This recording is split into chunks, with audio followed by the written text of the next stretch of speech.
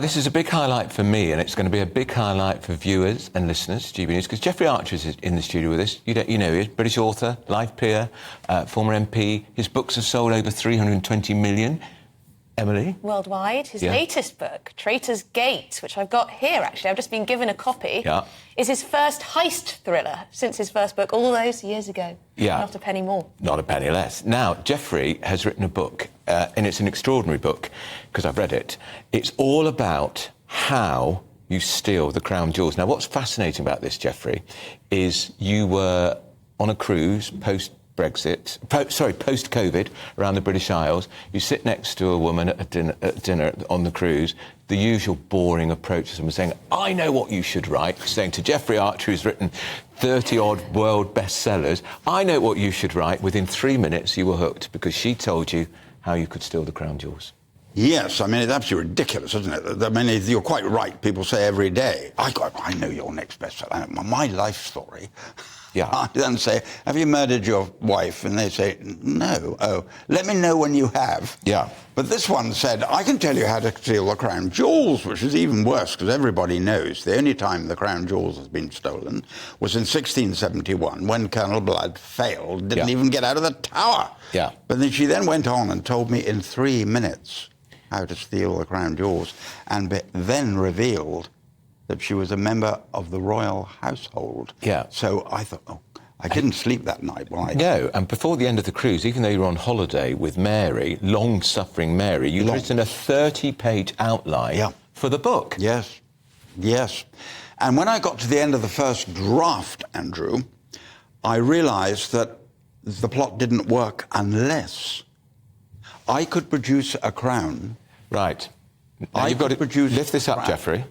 Shall I pass it to you? Yeah, because I'm going to put it on. I could produce a crown that you couldn't tell the difference. So this is a replica of the 1937 Imperial Crown. Imperial State Crown. First worn by George VI at his coronation. And then Queen Elizabeth. And then Charles III. So this is, and you got this made for the purpose of the book. I think, how many hours did it take to have it made? It took the very great craftsman, Alan Guard, 500 hours to make it, 70 months. Oh, my God. Can I just say, I've always wanted to wear a crown. No jokes, please, about being a queen. What do you think? Actually, you can... Now, of course, the real one weighs 5.5 pounds. This doesn't. Now, that's the difference, Andrew. And the only sentence... Yes, quite right. Quite right. The only sentence the Queen writes, as you know, says in the whole book, is when she picks it up. She says, no doubt there's a simple explanation. Yes. Because she now knows the real crown has been stolen. Because it's not heavy enough. It's not exactly. Because it's been described as wearing the crown as like having a small baby on your head. And the Queen the late Queen, used to have it sent to Buckingham Palace the night before the Queen's speech, and she would practice the Queen's speech with it on her head, because it was so heavy, so that she got used to the weight of it. And when she picks this one up, that's when she says there has to be... Now, of course, obviously you're not going to give the plot away. No. Of course you're not. No. But it's an entirely different sort of book for you, because is your police inspector in this? Yes, he's now a superintendent. He's gone from chief inspector to superintendent. As you know, he's going up in every single book. Remind us his name, William. If I live long enough, he will be... Metropolitan Police Commissioner? He will be Commissioner of the Metropolitan Police. But I'm 83, so I'll have to live to 85, maybe 86, to make sure he gets to be Commissioner.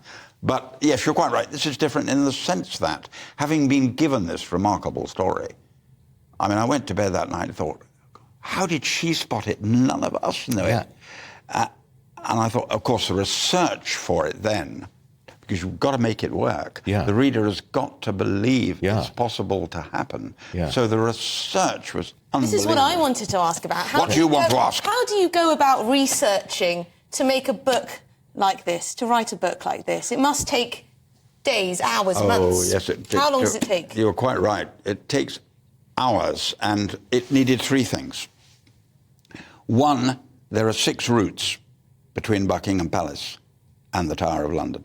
I had to walk all 6. Right. Because I had to pick the one that her idea would work. And of course you won't tell us which one it was. Develop. Then the second piece of research is the tower itself, because you have to know when the crown comes out, when the crown goes in, who's in charge, what happens. And of course the Tower of London is absolutely safe as houses, no doubt about that. And the third was I got in touch with a retired yeoman of the guard and said, I need the following questions answered, and he answered every one of them. So the research has been done. You've now written a book telling people how you can steal the crown. Are you not concerned as a monarchist, a royalist, a patriot, that somebody's going to think, thank you very much, Lord Archer of Weston-super-Mare, I'm now going to pinch the jewels. What is the king going to say? Not only that, the person who told me how to do it, I went to them and said, can I please say who you are? It will add to the authenticity. No, they said, I didn't really think you'd do it. I know, because I looked throughout the book. You've kept her identity a secret. Absolutely kept it a secret. She doesn't want anything to do with it now.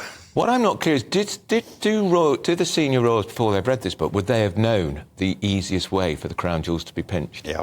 They knew anyway. When they read the book, they're going to say, wow. I think what might be true is that they'll have to relook at security. Do you think so? Admittedly, the book's set in 2002, so they may have dealt with security by then.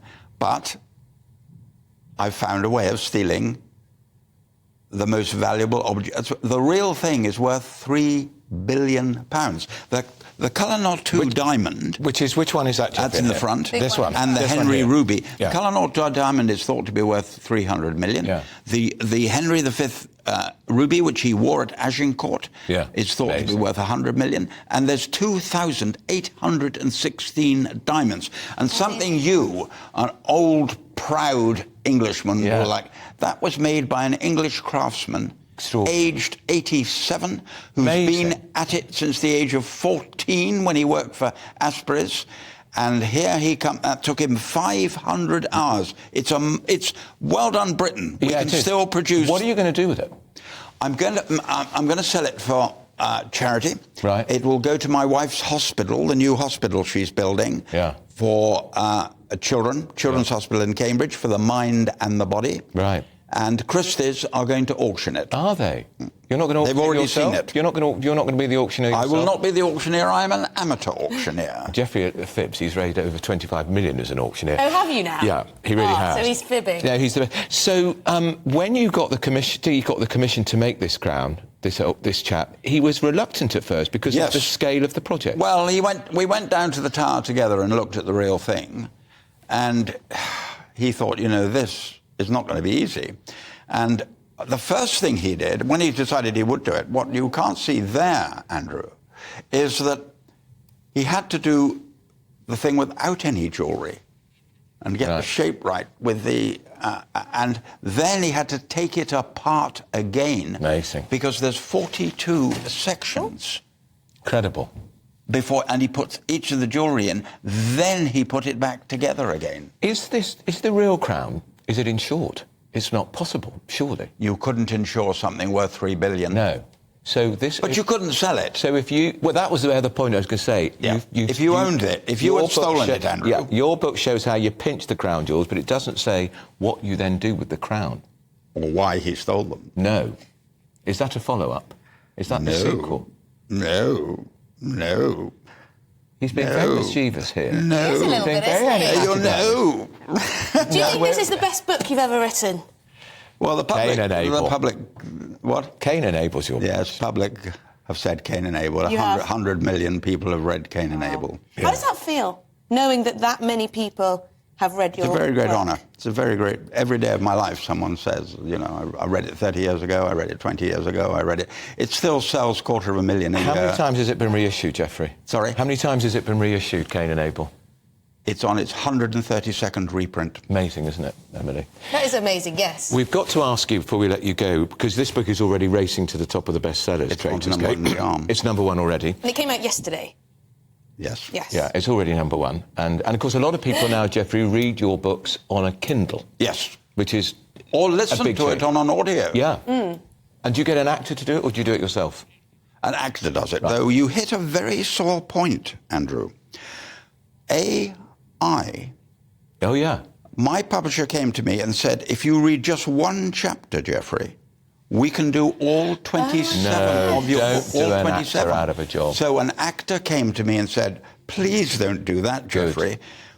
Particularly, I've had some pretty famous actors doing my books, and they quite rightly point out that every one of them will be out of work. Yeah, don't do that. No. Now, talking about out of work, we must ask you about politics before we let you go. Is Rishi Sunak going to be out of a job as Prime Minister after the next general election, in your view? You've been watching politics, Tory politics, for decades. I think it depends on Scotland.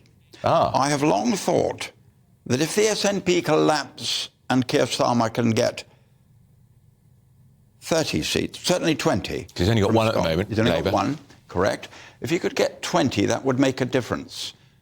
But if they strengthen up again, you have to remember, Andrew, yes, the Conservative Party won by 80, and it sounds a lot, but they beat the Labour Party by 152.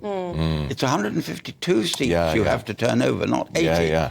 Now, I'm not saying they won't do it. The odds are that they will, but it ain't quite as easy as it looks. And do you think Sunak has raised his game a bit in the last couple of weeks, whether you agree or not, net zero? We've got the big intervention by the Home Secretary on immigration. Yes, I sat next to, at breakfast this morning, to the man in charge of the next campaign at Number 10, and he asked me exactly the same question. And I'm bound to say, I thought the net zero, he sounded right on top of it. And what I admired was he clearly has a grasp for detail. Unlike Boris Johnson. No comment.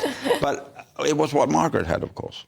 Margaret had a wonderful grasp for detail. And I don't know Sunak, but I watched him on television and listened to him on Radio 4 the next morning. Could we listen and to him thought, on you're GB right News? On top of it. You clearly read all the documents. He does. Geoffrey, what about, do you approve of Suella Braverman's message yesterday in Washington about multiculturalism? I haven't taken it in yet. You haven't taken it in? No, it's been publication day and quite she says the refugee convention is no longer fit for purpose. Well, I'll have to think about that. Oh, you'll have to think about it. But let me tell you, Jack Straw, when he was Home Secretary in 2000, said exactly the same. Did he? Yes, he did. Done my homework. Yes, he did. And he was a very good Home Secretary. He was. We're running out of time, Geoffrey. How do you get up every morning with that great enthusiasm to keep writing? The problem, you two youngsters, and you in particular, won't have got anywhere near this, but I'm losing a person. I'm 83. I'm losing a person a week now. What, friends and things? I went to a memorial service and a funeral last week. And so I get up at 5:30 every morning, and I work 6 to 8 every single day for 2 hours. So I get 700 hours a year work done before most people have got to work. I know. Because I say it out loud on this programme, fearful of death. So I go on working. I will not stop. Well, no, we don't want you to, because William Warwick's got to become Chief Commissioner of the Metropolitan Police. I feel I know him. Yes, quite right. And I like him. Yes, quite right. So you're up at the crack of dawn, before even, and you get writing that first 2 days, first 2 hours of the day. And let me tell you, you cannot interrupt him when he's writing for those 12 blocks. I think the only time you were interrupted was when you got the call that Mrs Thatcher had died. When Mrs Thatcher... They've never interrupted me when I'm in that 2 hours. They interrupted me when my second son got 4 A-levels in a place at Oxford. I forgave them for that. Yeah. They interrupted me when Margaret Thatcher died. You're quite right. Because they very kindly let me know an hour ahead before it was announced, so that I could be prepared for having had the privilege of working for 11 years with that great lady. They gave me an hour's advance notice so that I was prepared. Yeah. Very good. Geoffrey, good luck with the book. It's already top of the bestsellers. It is. By the way, he thinks he's keeping this crown. He's not, because I rather like it. I think it suits me, Geoffrey. I think it suits me.